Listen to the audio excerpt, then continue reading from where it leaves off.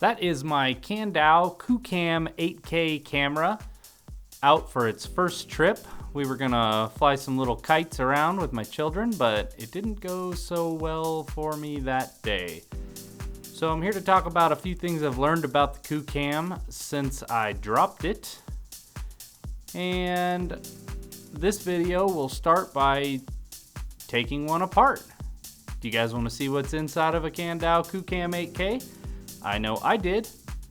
After contacting the company, it seemed like it was going to be a long wait and probably quite a bit of money to get this baby repaired. So instead of going for that, I just bought a new one and decided to take this one apart and see what makes it tick. I'm not a professional electronics repairman. You'll see that, I'm sure, as we go through this video. I wasn't too concerned with damaging the case or components. As you can see, they're pretty heavily damaged from the fall already. The camera does still function. Just that one lens on the back side has some pretty good chunks out of the glass, and there are some heavy damages there on the heatsink on the outer edge. So what you're seeing here is me trying to figure out what holds the covers on the Qoocam, and it took me a minute, but as I get through it, I was able to figure out that the back is snapped on. The front is screwed through, so you have to take off the back first, and that gives you access to more of the areas and the batteries and the fans, which you'll see here shortly as we go along. The lenses have a couple little snap-on covers there on the outside. I was under the impression that they might twist or spin or slide off, but they need to be pried off with a little bit of a tiny screwdriver as well. And after I figured that out, you'll see me get a little bit inside of this baby and see the components as they go. So this is the moment where I kind of figured out I could pry these little covers around the lenses off. You can see there's two screws holding the back cover on behind that lens cover or lens surround. So I went ahead and elected to take those off and get a little deeper inside this camera and see what we have inside. So on the back, you'll see the rear lens. You can see the battery. You can see the damage there on the lens. There's two fans in the back. Those are the fans you hear running anytime it's on. They're pretty loud, as I'm sure anyone who's used this camera will attest to, but it does get pretty hot, so they are a very important critical component of keeping this camera cool.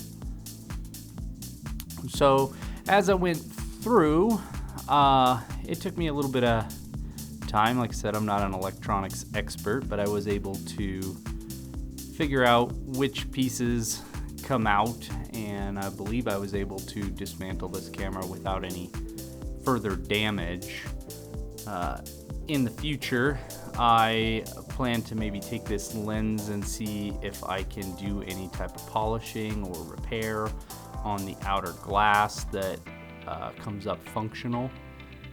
I am concerned for the image quality if that happens incorrectly, so we have some ideas of how we might be able to work on that without damaging the lens, or possibly we could find a replacement glass that's the same diameter. Kandao does offer the lenses as a part, but I was not able to purchase them just as parts to be installed.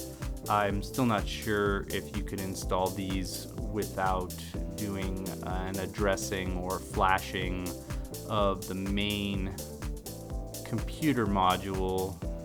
I'm not sure precisely how that part of this camera works at this stage.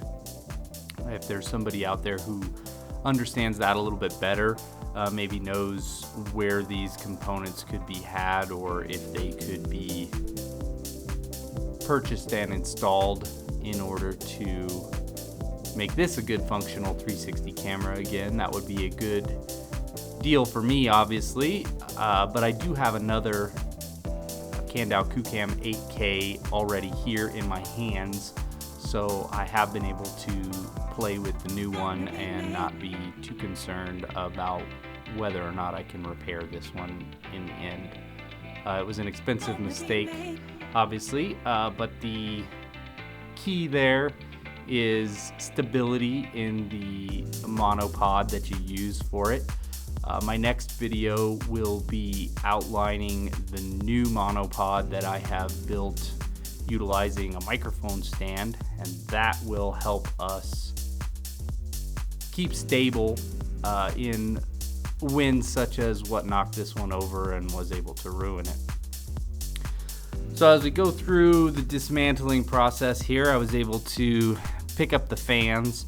I did not go so far as to unplug them. I just kind of left them wired in there. I didn't need them to be disconnected. I was just kind of trying to get underneath them to get the screws out so I could get the front cover off and check out the front side, see if the front lens is very similar to the rear lens.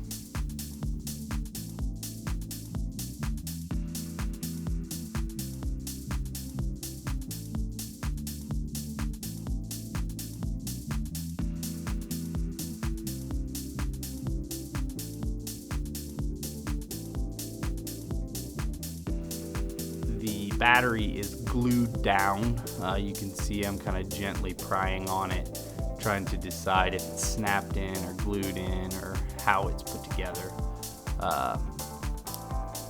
So I took a few more screws out here and there. It has a ton of screws holding it together. Obviously you can see them all piled up there behind the unit, and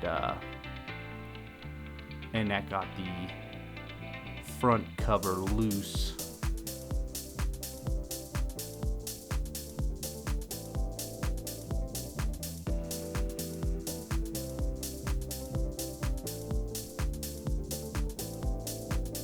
So at this point I haven't decided what I'm going to do with the camera now that I've taken it apart. I have some ideas about attempting to repair it or attempting to upgrade it.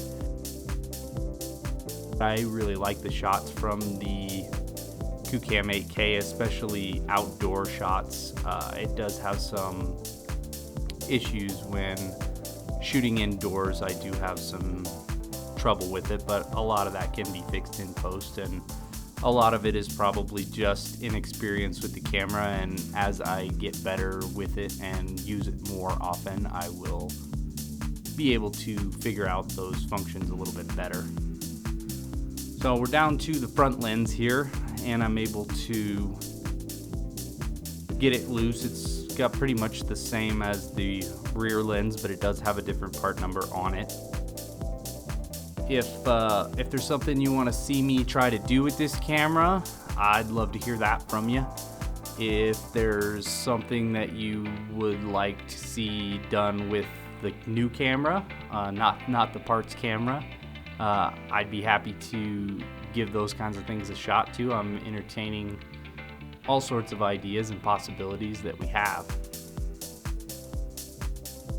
If you're still watching this far, I really appreciate you checking out my video. If you want to see more from King B and more of my 360 camera shenanigans, hit that subscribe button. Don't forget to like this video. I'll be out soon with another video about how to build a monopod from a microphone stand. Thanks for watching.